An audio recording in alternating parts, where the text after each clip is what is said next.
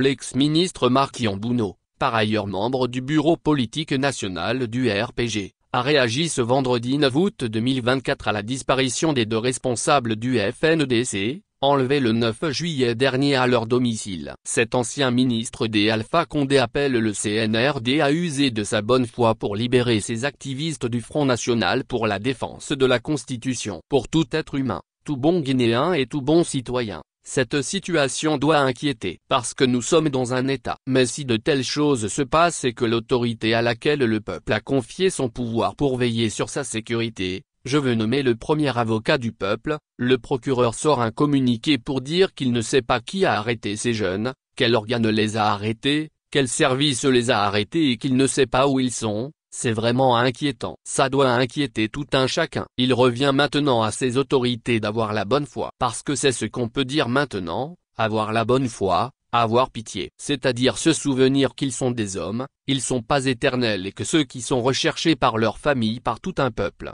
sont des humains et que la bonne foi leur conduise à faire en sorte que ces jeunes soient retrouvés. L'autorité a tous les moyens de les rechercher et les retrouver. Mais, il faut un grain de bonne foi, a-t-il dit. Poursuivant, Marc Yambouno appelle le peuple de Guinée et les leaders d'opinion à ne pas oublier Oumar Silla et Bioba. Dans le cadre politique, nous au RPG on a fait des déclarations sur ça et nous restons vraiment vigilants sur cet aspect pour ne pas que le peuple de Guinée oublie. Nous venons de loin. Il faut corriger les erreurs du passé. C'est pas en faisant pire que le passé. Je crois que même au temps du général Lansana Conté on n'a pas vécu ces genres de faits, à plus forte raison au temps du PR Alpha Condé. Vraiment, c'est un recul évitable, parce que ce qui est provoqué par l'homme est évitable. Il faut que tous les leaders d'opinion continuent d'interpeller les responsables de ces actes, d'user de la bonne foi et de les libérer. C'est des jeunes qui ont la volonté, la capacité, les compétences de servir encore la Guinée, a-t-il lancé.